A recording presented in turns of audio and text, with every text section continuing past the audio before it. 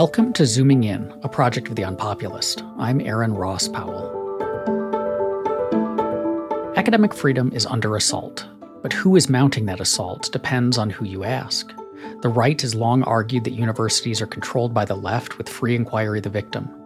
But the illiberal right, it turns out, doesn't much care for liberal education, and the result is a wave of right populist assaults on the very academic freedom they've historically claimed to support.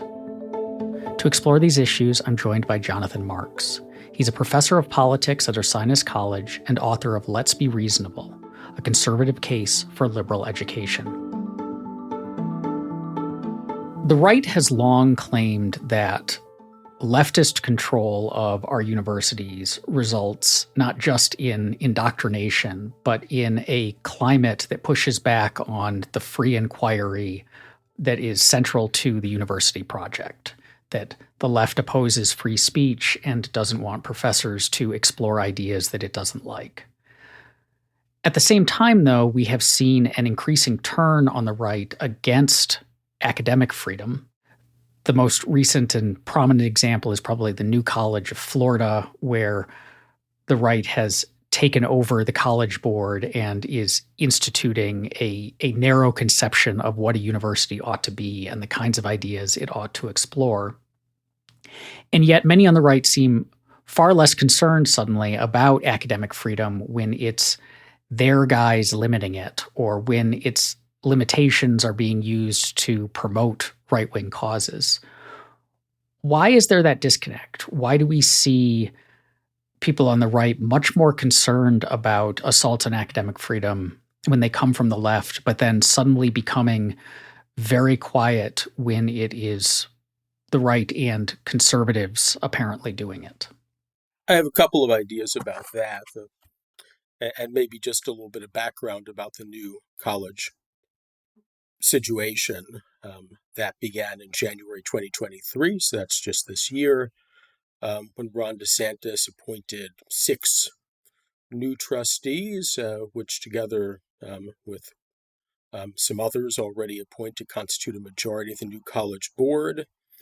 And they are, with the support of the state legislature, busy attempting, in the words of the lieutenant governor of Florida, to transform New College, which is a small public honors college, more or less, into the Hillsdale of the South, meaning that is to transform it into a conservative college, certainly, although Hillsdale is also happens to be a religious college. That doesn't seem to be part of it, directly speaking. It's interesting language to use.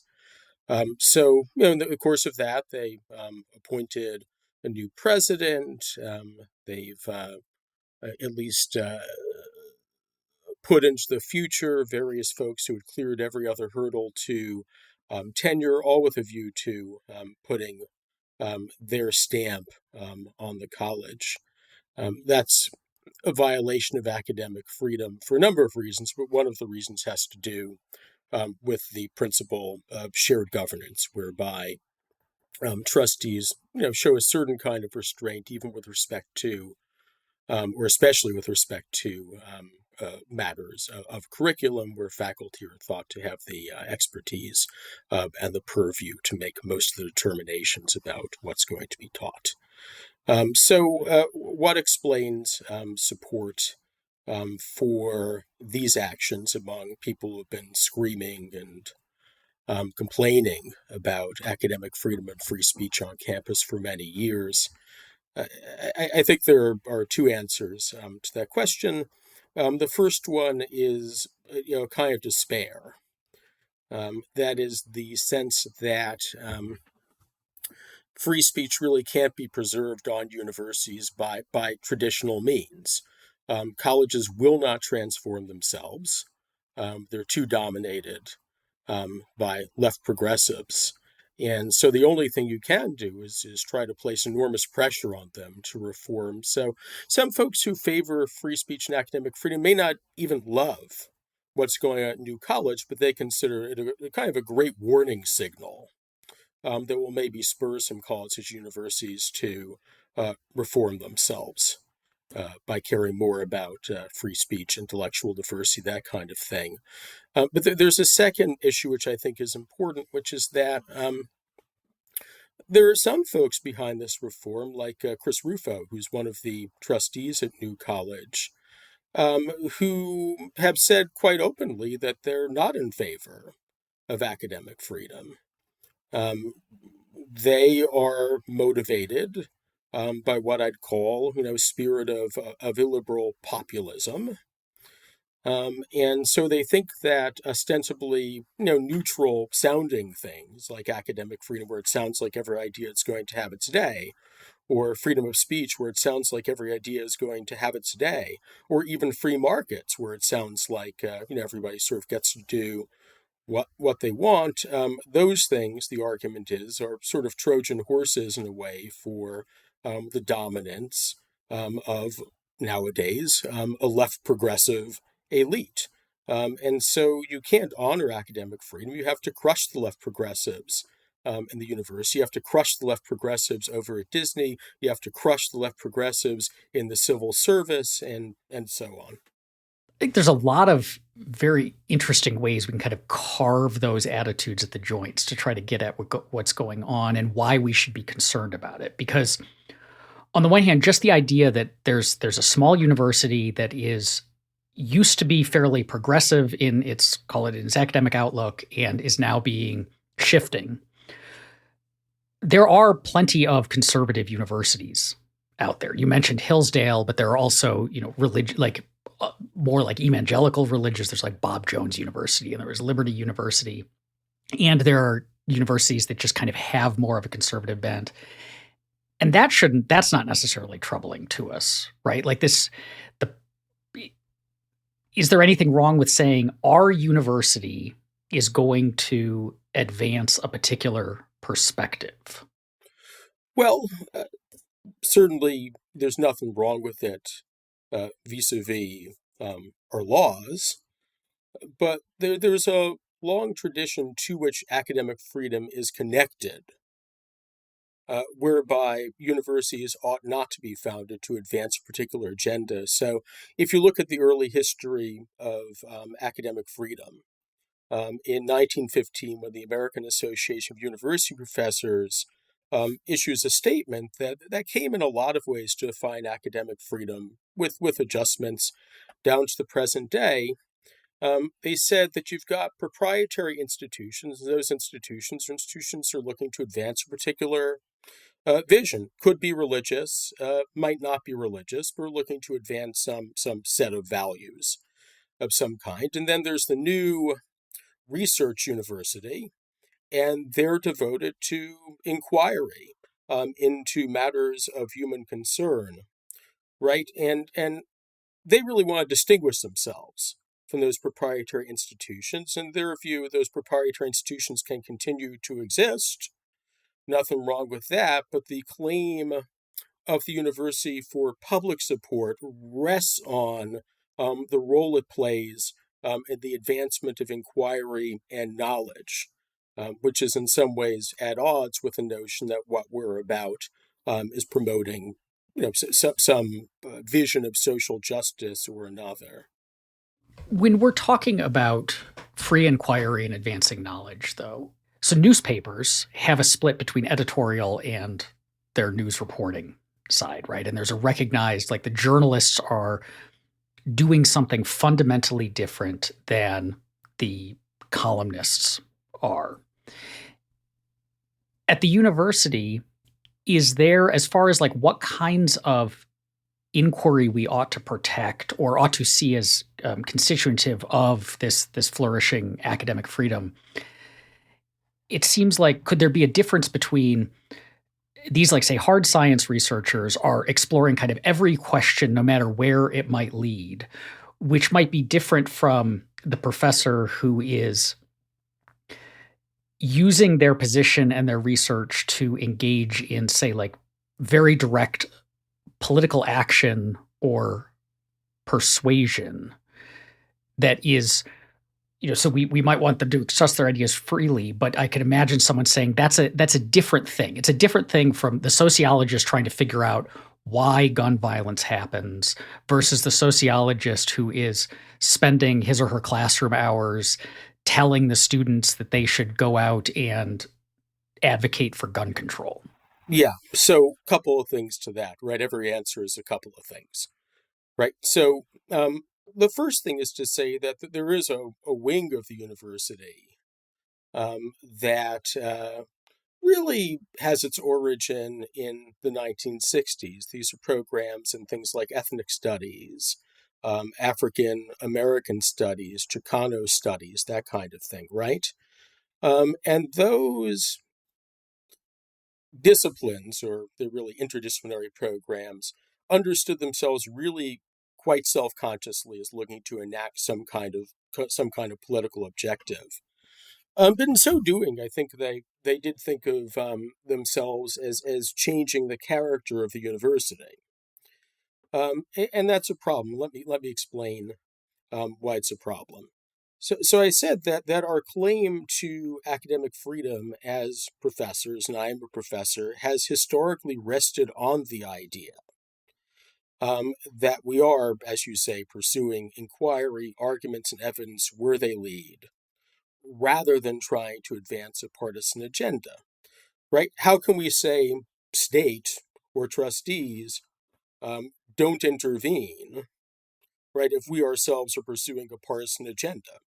What's our justification for asking not to intervene? I think a trustee or a state might quite sensibly say to themselves something to the effect of, well, if there's going to be a political agenda at the university, it may as well be mine, right? Now, that doesn't mean that you can't pursue interested lines of inquiry. So, for example, you know, you don't even have to go outside the realm of scientific research, right? I might think, I might be really attached to some ideas about how to cure cancer. I may have gone into academics not to inquire into the truth, but because I want to change the world by curing cancer. And you can imagine an economist entering into study for similar reasons. They want to change the world in some manner or another, and they think that economics is a useful tool. And I think that, at least on a traditional understanding of academic freedom, all one asks is that those researchers pursue that line in a certain manner, such that they enter into a community of inquiry with certain standards, sometimes broad, sometimes within their specific discipline, right? And when the evidence contradicts their cherished views, they honor the evidence rather than their cherished views. So there's nothing wrong, I don't think, in going into academics with something other than a motive to, eat at the tree of pure theory or something like that. But nonetheless, and I keep saying traditional understanding of academic freedom, but I think that understanding again makes sense, right, with respect to fending off intervention in the universities, right? So that's the understanding of how to pursue, something that you really cherish in a manner that's consistent with the way in which we justify academic freedom and justify the genuinely very special privileges that academics have. This seems like part of the challenge then is that one way to look at the critique from both the left of academic activities and the critique from the right in the terms of viewing academic activity as indoctrination and, the left trying to control the commanding heights of culture and education and so on, is that both of them, it seems like to some extent, are rejecting what you just described or rejecting the possibility of what you just described, in the sense that what they are saying is every method of inquiry, every area of inquiry brings with it either a desire for certain normative outcomes or has kind of baked in certain normative assumptions that are then themselves political. So the right is saying, like, look, it's not, this is, I think, why you don't see them say, look, the solution, we don't like what the CRT people are teaching. Therefore, the solution is to have courses on other ways of looking at race. Rather, they say, like, we need to stop the teaching of CRT. because like the very fact of teaching it, or of teaching just kind of America's racial history, is itself a politicized act that is selling a certain progressive worldview. The left says, look, the sciences that you just described have all of these internalized normative assumptions that are political about what counts as evidence, what counts as like proper kinds of inquiry, what counts as the kinds of questions one should be are like worthy of exploration, and so on. And so to some extent, it seems like what you're saying is that's not true. And that instead there is a non-political way to approach the pursuit of knowledge in this like intellectually honest way that you have described. Is that a fair representation of kind of distinguishing the sides versus your position? Yeah. So, it used to be, I think, a pretty common position on the left. I've been in higher education for about 25 years. And it used to be pretty common, when you said, I really think that we ought to be looking at the arguments and the evidence rather than coming in with our pre-baked ideological agenda for somebody on the left or on the influence of the left to say, well, everything is political. Almost wearily, everybody knows that that everything is political. And so, under the guise of neutral academic standards, in fact, the universities are under, in the control of the capitalists and the Zionists and all that kind of thing. Um, I guess there's always been something of that on the right too, but I think that at least in terms of it being a popular way of talking about higher education, even among right-wing academics, that seems at least relatively new with respect to the time I've been involved in there. And they say, well, no, obviously, universities aren't controlled by the Zionists and the capitalists. They're controlled by the progressive elite, and everything is political. So yes, but both sides say that standards purportedly neutral are in fact instruments of power. Now, why might the right be saying that now? I think part of the reason is that they've hit upon the strategy in red states of noticing that in fact boards of trustees have almost unlimited power if they choose not to observe the norms that have for a long time governed the way in which we manage higher education institutions. So it's an academic freedom version of free speech for me, but not for thee, right? On the left, they feel like they've got controls within the institutions. They dismiss concerns about neutrality and free speech because they've got the power to work their will. To exaggerate, and I'll take back part of that exaggeration in a minute, on the outside, in red states, and they hope soon at the federal level as well, conservatives think, well, we've got the power, and so we don't have to respect these norms. So you're inclined to appeal to the norms loudly and desperately when you don't have power, and when you do have power, what norms?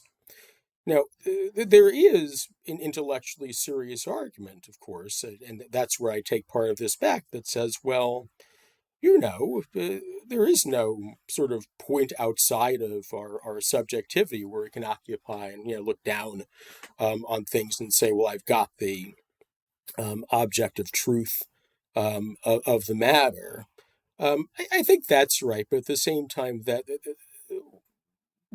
point doesn't really mean, and none of these players really think it means in other contexts, that you can't distinguish between partisan and more or less nonpartisan interventions in research. And in a lot of ways, academic practices are not designed to end subjectivity, which is impossible, but to enable us to get at or move in the direction of confidently thinking we've got a truth, we can communicate with others who, operating under the same standard, are willing to acknowledge it. These are ways of trying to, despite our subjectivity, make our way in the world. And I don't think that in real life, outside of a context in which people are trying to make a theoretical or a highly politically useful kind of point. I don't know anybody who really thinks that. There's no way of distinguishing between looking at the world through a really partisan lens and looking at the world through a lens that accounts for some of the fallacies that we're prone to fall into because of our prejudices.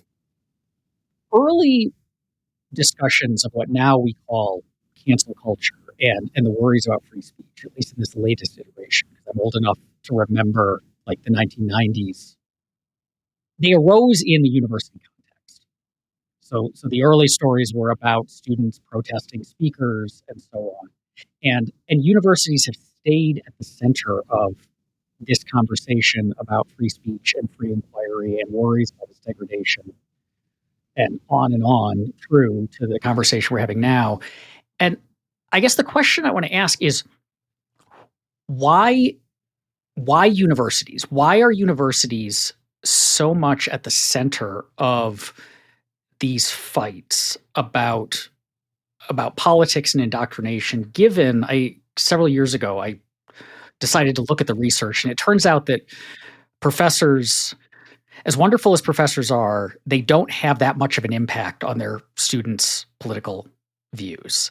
And colleges, universities don't, as a general rule, don't tend to change their students' views much. Like what change you see tends to be more peer effects, that you move out of your small kind of rural red town, you go to a university town or a more cosmopolitan like urban place, people tend to be more left. Your friends tend to be more left. You adjust your views, but it's not sticky. When you leave, they tend to drift back to what they were before. So it's like all of this is about something that doesn't actually seem to have as much effect as people think it does. The conservatives are not going to win back American culture by taking over universities. The left is not dragging us into communism because there's a lot of left-wing professors. So what is it about universities that makes them such a flashpoint for fights over basically who gets to kind of control the direction of discourse and culture? Yeah. So, I mean, first of all, I've seen some of that research as well. Um, I think that we really don't know that much about the effect college has on students with respect to what they think. It's not that easy to distinguish between peer effects and effects in the classroom or effects due to um, the broader atmosphere encouraged the university. I think that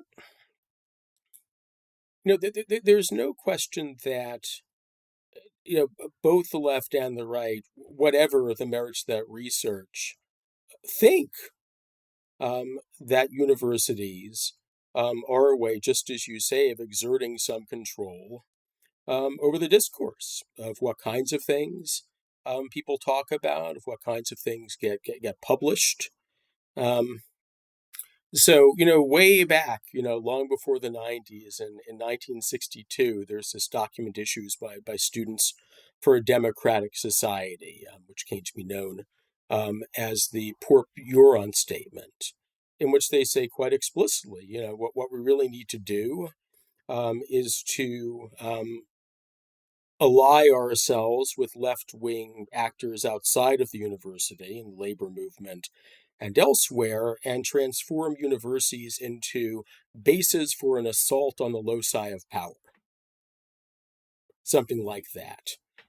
So, parts of the left have seen universities in that way. More recently, I was reading a scholar who's involved in the boycott, divestment, sanctions movement concerning Israel, basically. And she argues that movement to boycott Israel is part of a broader, within universities, part of a broader movement to transform universities into sites of struggle against U.S. imperialism and the imperialism of smaller cousins like Israel. So um, I agree with you that hasn't been terribly effective. I mean, I've written a lot about that. I mean, you would expect that if that were true, if that had been terribly effective, hotel management majors wouldn't, outnumber those who show any interest in politics or humanities subjects on campus. So clearly, there are limits to how far that kind of thing goes. But I think on the right, the interest in the university is in part the perception, which I think is largely correct, that universities on average are left progressive in bent. And they do occupy, like the media, like arts institutions, they occupy a certain place in the culture. I also think that people are, uh, misled about the extent to which there's indoctrination going on at colleges and universities. But that's a very powerful talking point, and so that can get a lot of people quite interested in that. There's a big industry going on for some time now among conservative journals, which will just, pitch 5 stories into your Twitter feed per day about the depredations of college administrations, college students, and so on and so forth. I could do the same thing with respect to medical malpractice lawsuits and make you very afraid to enter a hospital and make you think that it's essential that we take over hospitals and reform them. So I think there is also a misperception out there. But I would say that despite what you say about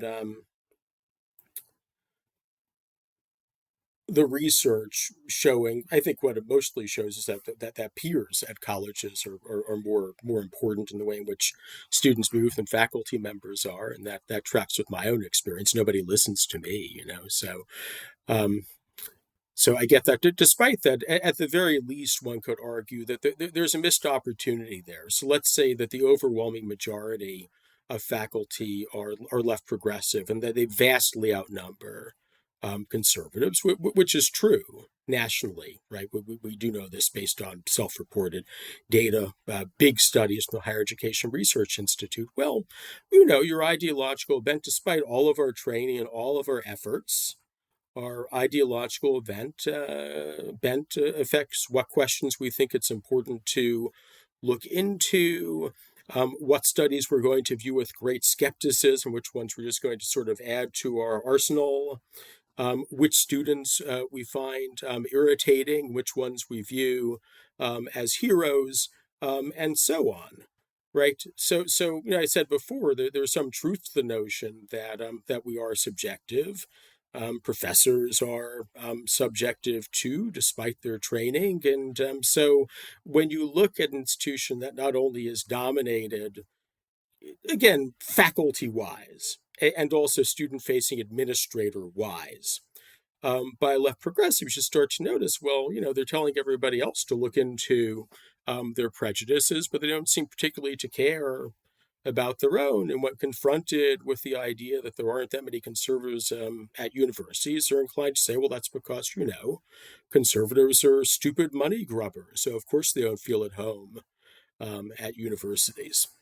Yeah, I think that's an important point. There's a professor that I know who came from a working class British background, like fairly poor, and she's very, very progressive. I think she describes herself as a socialist, but complains frequently about how her colleagues are really obsessed with notions of privilege when it comes to gender and race and ethnicity, but they just have no idea about like the privilege that comes from most of her colleagues came from well-to-do, highly educated backgrounds and are so like kind of are not interested in the working class as like a category that they should extend concern to because they don't feel it, but they don't know it because so few professors came from like a really impoverished working class background. Right. Yeah. Yeah. So there is that subjective consideration too.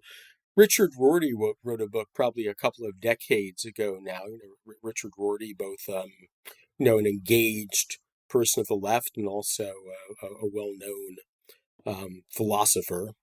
And he argued that there had been a real change in the character of the left, which was most evident at universities, but not limited to universities. And he called that left the cultural left to distinguish it from a left that was more concerned with class and economics.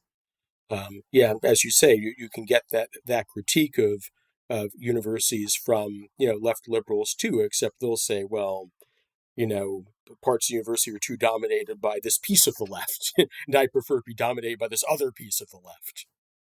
So if you care about not just academic freedom, but like the proper kind of academic inquiry, which depends upon academic freedom, and we want to encourage that,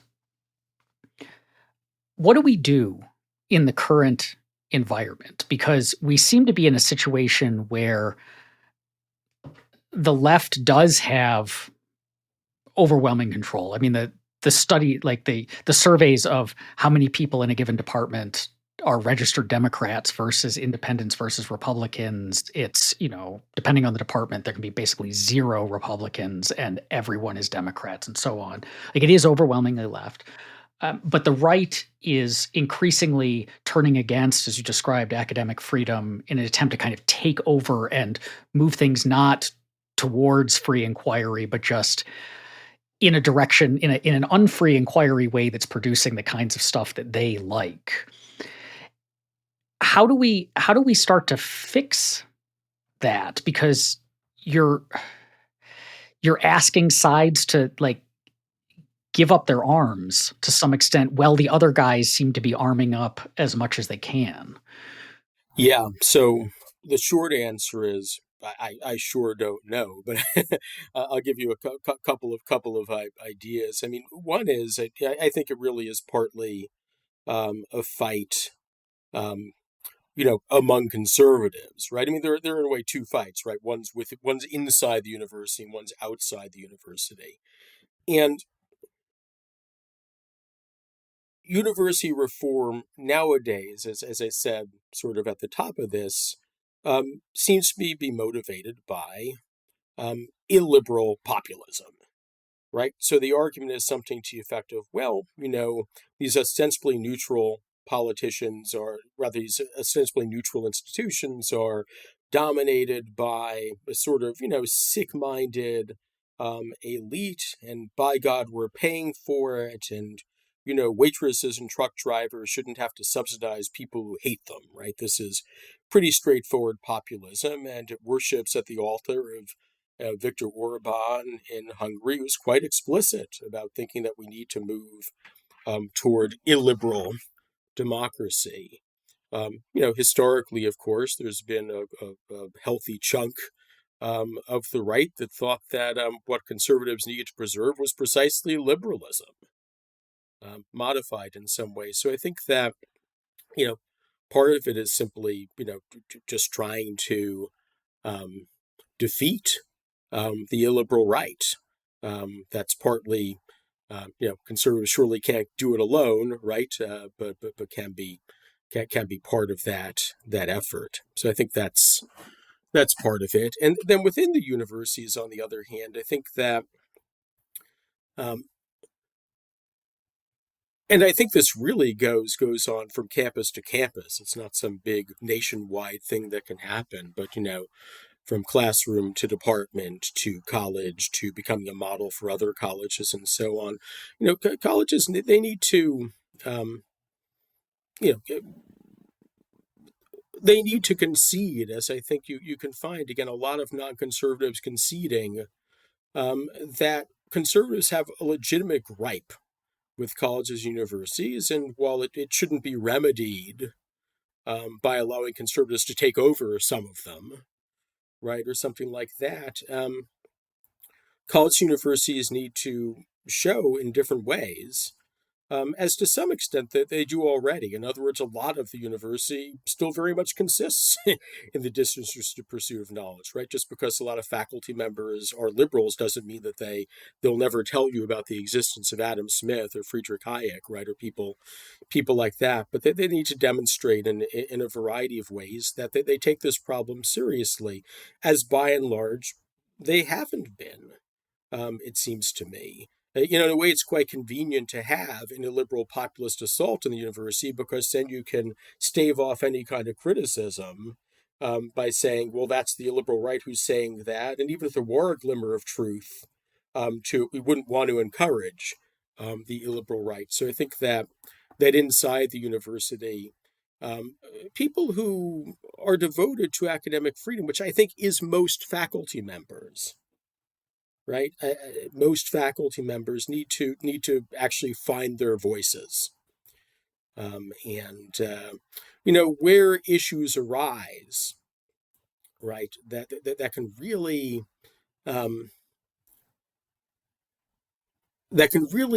attract justified criticism. For example, should we have as a job requirement having candidates write essays about what anti-racism is and how they've demonstrated being anti-racist in their lives? I think faculty dedicated to academic freedom, need to raise questions about that kind of thing. They need to raise questions about, intellectual diversity on campus. They need to, they need to be more engaged than I think faculty traditionally are in this kind of thing. I mean, most of us didn't go into academics to be engaged in a battle to save universities, right? We want to go study something in our lab. And so it takes a certain amount of energy to notice that there is a problem and then actually confront some really spirited people who are actually in academics for the activism, right? Or some, know each other or better organized and so on. It takes, kind of courage and maybe even more than courage, right? It takes a lot of sort of retail politics and legwork, which, faculty members often aren't inclined to do. In a way, I think the reason that the left has so much influence at colleges, universities, in some neighborhoods, not in all, is in a way that they wear the other side out. It's not that that folks necessarily agree with, let's call them the far left, the university, who probably represent maybe 12% of faculty nationwide. They can have an outside influence because this is mostly what they wish to do, and other people, get tired in a way of fighting against them and figure, well, this isn't affecting what's going on in my lab, so that's okay. But multiplied over a lot of instances, it can discredit the universities. It's not that conservatives wouldn't attack universities if universities were pristine places in which research were pursued. They still would, right? But how much purchase that attack has something to do with what's really going on at colleges and universities. Thank you for listening to Zooming In at The Unpopulist. If you enjoy this show, please take a moment to review us in Apple Podcasts. And also check out Reimagining Liberty, our sister podcast, The Unpopulist, where I explore the emancipatory and cosmopolitan case for radical social, political, and economic freedom. Zooming In is produced by Landry Ayers and is a project of The Unpopulist.